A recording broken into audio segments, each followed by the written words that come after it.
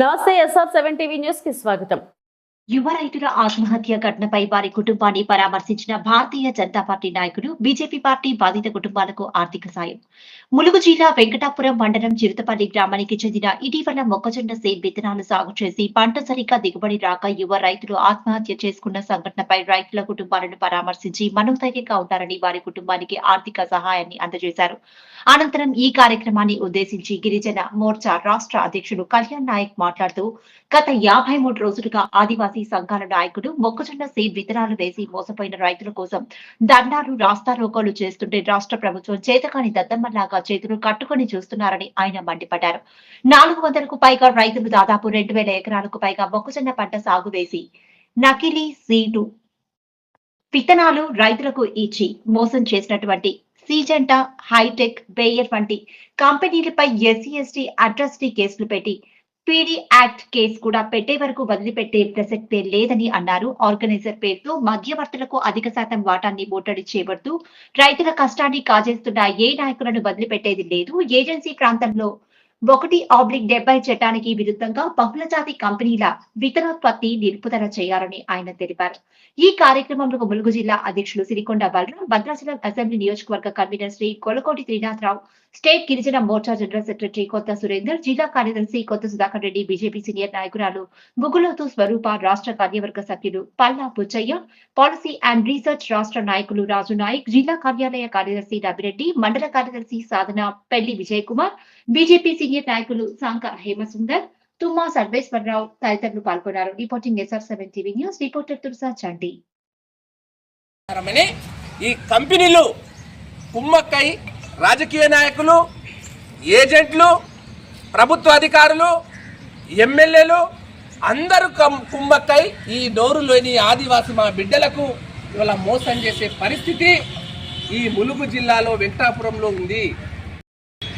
ఏ company అయినా, అది seeds కంపెనీల మొక్కజొన్న కావచ్చు, అదేవిధంగా అది మిర్చి కంపెనీ కావచ్చు, వరి కావచ్చు, ఏ సీడ్స్ కంపెనీ మనకు రావాలన్నా కలెక్టర్ పర్మిషన్ కావాలి, ITDA పర్మిషన్ కావాలి, ప్రభుత్వ అధికారుల పర్మిషన్ తీసుకొని ఇది కంపెనీ ఇక్కడ వాళ్ళతో ఒప్పందం చేసి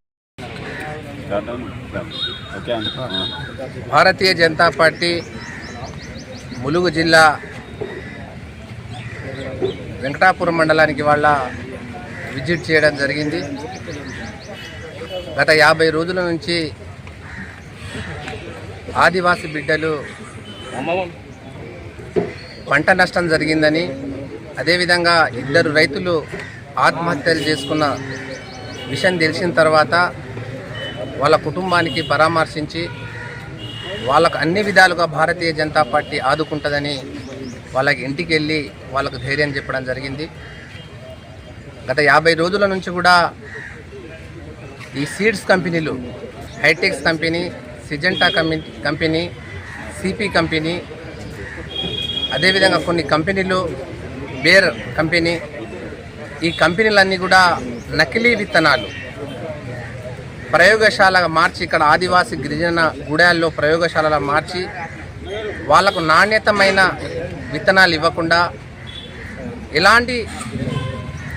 ఎలాంటి పంట రాకుండా అనేక మంది గిరిజనులు ఇక్కడ నష్టపోవడం జరిగింది. సుమారుగా 1390 ఎకరాల్లో ఈ వెంకటాపురంలో పరిసరాల ప్రాంతంలో రైతులు ఈ మొక్కజొన్న వేయడం జరిగింది. అక్కడ వాళ్లకు మొక్కజొన్న చేలు పెరగడం జరిగింది, ఆ మొక్క పెరిగింది తప్ప అక్కడ ఒక గింజ కూడా లేకపోవడము, అనేక మంది రైతులు ఆత్మహత్యలు చేసుకునే పరిస్థితి జరిగింది. సుమారుగా 2 రైతులు కూడా ఆత్మహత్యలు చేస్తూ ఉన్నారు. ప్రభుత్వం ఏమో 50 రోజులుగా వస్తున్నా ఈ రైతులకు పరామర్శించలేదు. అక్కడ ఏం జరుగుతుందనేది కూడా ఇక్కడ స్థానిక ఎమ్మెల్యే కావచ్చు, అదేవిధంగా మంత్రివర్యులు సీతక్క గారు కావచ్చు, ఏ రోజు అధికారులు కావచ్చు, కలెక్టర్ కావచ్చు ఇక్కడ వచ్చి మాట్లాడే పరిస్థితి లేదు. భారతీయ జనతా పార్టీ రైతులకు మేము ఉన్నాము, మీరు ఎవరు కూడా అధైర్యపడొద్దు, నష్టపోయిన రైతులకు మేము అండగా ఉంటాము. భారతీయ జనతా పార్టీ ఇవాళ కేంద్ర మంత్రి కిషన్ రెడ్డి గారు మీకు అండగా ఉంటారని నాకు ఇక్కడ పంపడం జరిగింది. అనేక విషయాలు కూడా ఇక్కడ నేను తెలుసుకోవడం జరిగింది. దాని తర్వాత మాకు అనిపిస్తుంది చాలా బాధాకరమైన విషయం, 50 రోజులుగా వస్తున్న ఒక మంత్రి మన సీతక్క గారు ఒక్కరోజు కూడా ఆయన రైతుల పక్షాన మాట్లాడే పరిస్థితి లేదు. ఆయనకు ఓట్లు వేసిరు, గెలిపించారు మన జిల్లా మంత్రి, కానీ ఆయన రైతుల పక్షాన మాట్లాడే పరిస్థితి ఈ కాంగ్రెస్ పార్టీకి, ఈ ప్రభుత్వానికి లేదు. అమ్మ సీతక్క గారు, ఇప్పటికైనా మీరు మా మంత్రి, అదేవిధంగా మీరు గిరిజన బిడ్డ, ఆదివాసీ బిడ్డవు, వెంటనే ఎక్కడైతే చనిపోయిన రైతులకు వెంటనే ఒక్కొక్క రైతుకు 50 లక్షల రూపాయలు ఇవ్వాలని మేము డిమాండ్ చేస్తూ ఉన్నాం. ఒక 25,000 రూపాయలు ఇచ్చింది నిన్న ప్రభుత్వం. 25,000 రూపాయలు ఎవరైనా ఇస్తారా? ఎవరో గొర్రెను బర్రెను చచ్చిపోతే 25,000 రూపాయలు ఇస్తారు. కానీ ఒక మనిషి, ఒక ఆడపిల్ల మనిషి చనిపోయాడు, 3 ఆడపిల్లల మనిషి ఆయన చనిపోయిన రైతు, గిరిజన రైతు, 2 రైతులు చనిపోయారు. కానీ ప్రభుత్వం 1 రూపాయి కుటుంబానికి ఆదుకోకుండా ఇవాళ ఇట్లా మోసం చేయడం అనేది కరెక్ట్ కాదు. మంత్రివర్యులు గారు వెంటనే మీరు గిరిజన రైతుల్లో మాట్లాడాలి. నష్టపోయిన రైతులు ఇవాళ 1390 ఎకరాల్లో నష్టపోయిన రైతులకు ప్రతి రైతుకు ఎకరానికి 2 లక్షల రూపాయలు పంట నష్టం వెంటనే మీరు ఇవ్వాలని భారతీయ జనతా పార్టీ మేము డిమాండ్ చేస్తూ ఉన్నాం. అదేవిధంగా ఈ కంపెనీ నకిలీ విత్తనాలు సరఫరా చేసిన కంపెనీలపై క్రిమినల్ కేసులు పెట్టాలి.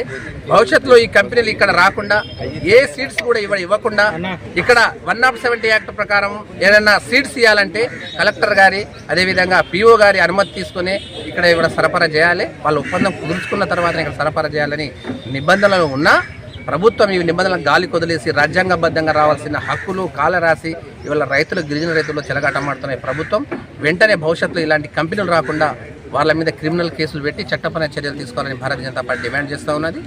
రైతుల పక్షాన భారతీయ జనతా పార్టీ భవిష్యత్తులో ఈ రైతులు 1390 ఎకరాలు నష్టపోయిన రైతుల పక్షాన ఇవాళ హైదరాబాద్లో డీజీపీ కూడా ఫిర్యాదు చేస్తా. అదేవిధంగా ఇక్కడ నేషనల్ కమిషన్, రాజ్యాంగబద్ధంగా ఉన్న గిరిజనులకు ఉన్న రాజ్యాంగబద్ధమైన కమిషన్ కూడా ఫిర్యాదు చేసి వాళ్లకు నష్టపరిహారం వచ్చే వరకు కూడా, ఈ కంపెనీలతో నష్టపరిహారం వచ్చే వరకు కూడా భారతీయ జనతా పార్టీ పోరాడుతుందని నేను కోరుకుంటున్నాను.